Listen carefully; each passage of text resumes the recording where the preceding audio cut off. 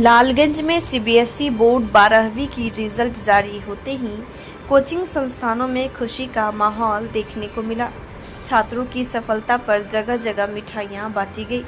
इसी कड़ी में लालगंज स्थित आईएम फाउंडेशन एजू इंस्टीट्यूट के विद्यार्थियों ने एक बार फिर शानदार प्रदर्शन कर संस्थान का नाम रोशन किया है। कोचिंग संस्थान की छात्रा विशाखा राज ने करीब 95% अंक प्राप्त कर अपने परिवार एवं संस्थान को गौरवान्वित किया है। विशाखा लालगंज के मैदा टोली निवासी विकास कुमार की पुत्री है। वहीं सलाहपुर निवासी राज नारायण सिंह की पुत्री चांदनी ने भी 92% अंक हासिल कर अपने माता पिता और गुरुजनों को मान बढ़ाया है। संस्थान के शिक्षक नवनीत कर्ण और हिमांशु कर्ण ने छात्रों की सफलता पर खुशी जताते हुए कहा कि मेहनत, नियमित पढ़ाई और अनुशासन ही सफलता की सबसे बड़ी कुंजी है। उन्होंने कहा कि यदि छात्र प्रतिदिन स्कूल और कोचिंग में नियमित रूप से पढ़ाई करें, घर पर अभ्यास करें और समय पर होमवर्क पूरा करें तो सफलता निश्चित है।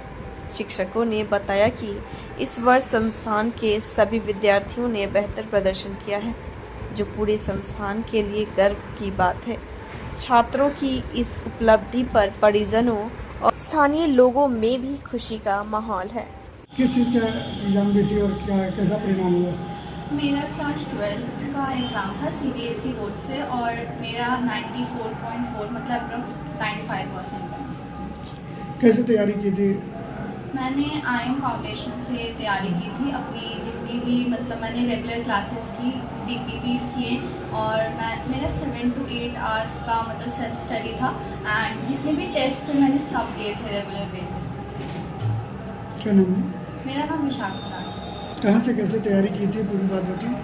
हम आईएम फाउंडेशन से तैयारी किए थे और मैंने इस बार क्लास 12 सीबीएसई बोर्ड्स का एग्ज़ाम दिया है, जिसमें मुझे 92.2% आए हैं और मैं 7 to 8 आवर्स सेल्फ स्टडी करती थी घर पे। आगे फिर क्या प्लानिंग है, क्या करना है?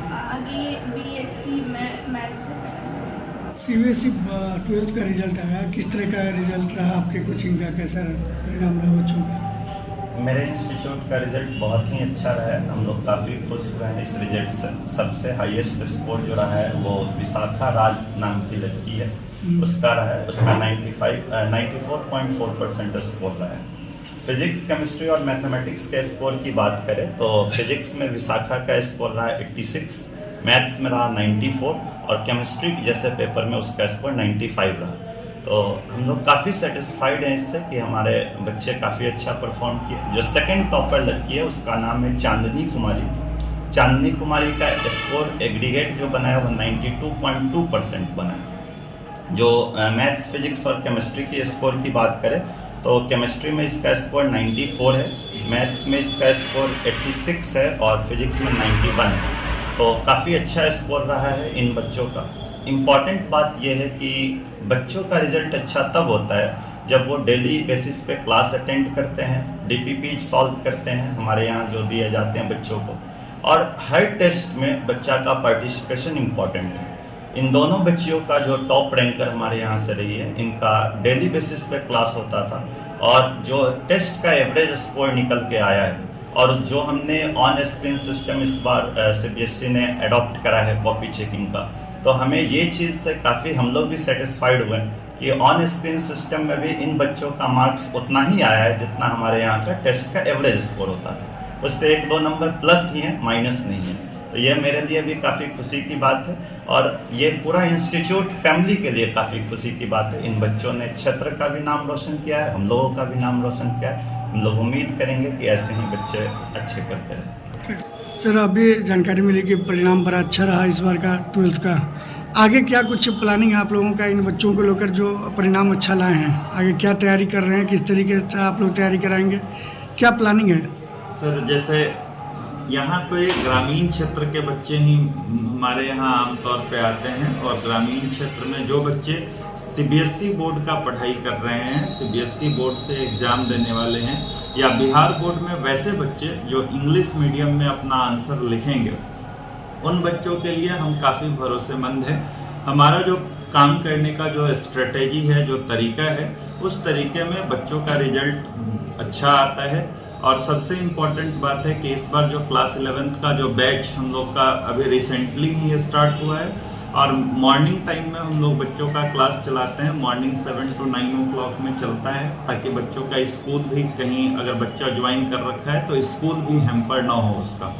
और जो हमने परिणाम में भी बेहतर, जिन बच्चों का परिणाम भी बेहतर हुआ है, उसमें हम लोग यही देखते हैं कि वो बच्चा का अटेंडेंस का एश्योरेंस सबसे ज़्यादा होता है। कई इंस्टीट्यूट ऐसे भी होते हैं जहाँ पे बच्चे नाम लिखा लेते हैं, वो चाहे मेरा हो चाहे किसी का इंस्टीट्यूट हो, और बच्चे ये सोचते हैं कि हम वहाँ एडमिशन ले लिए और हमारा रिजल्ट बेहतर आ जाएगा। पढ़ना अल्टीमेटली बच्चा को ही होता है। जब तक बच्चा सेल्फ स्टडी नहीं करेगा, टीचर क्या करता है कि जो पूरा सिलेबस है उसको हम लोग सर्टेन पार्ट्स में स्क्रम्बल कर देते हैं ताकि वो इजी हो जाए, बाकी तो बच्चों को ही करना होता है। हम लोगों का जो टेस्ट पैटर्न है वो एकदम, जो रिसेंट जो सिस्टम अपडेट आता है, गाइडलाइन आता है CBSE की तरफ से, हम लोग उसी के अकॉर्डिंगली काम करते हैं और उस पैरामीटर पर हम लोग बिल्कुल खरे उतरते हैं। इस बार भी JEE का भी जहाँ तक बात करें तो हमारे यहाँ से IIT JEE मेंस में भी अभी 3 रिजल्ट हम लोगों को हाथ लगे हैं।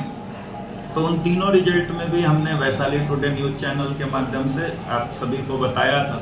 और 17 तारीख को JEE एडवांस का एग्ज़ाम है, जिसमें एक और बच्ची है जिसका जिक्र अभी नहीं किए हैं सर, उसका भी 80% है।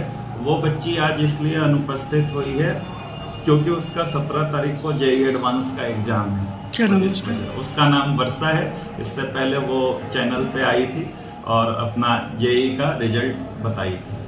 तो यही है, हम सभी बच्चों से यही अनुरोध करते हैं कि आप ससमय तैयारी अगर सुनिश्चित करते हैं और सही समय पर सही गाइडलाइन पर को पा करके और सही दिशा में एफर्ट लगाइएगा तो परिणाम हर किसी को मिलता है और दुरुस्त मिलता है।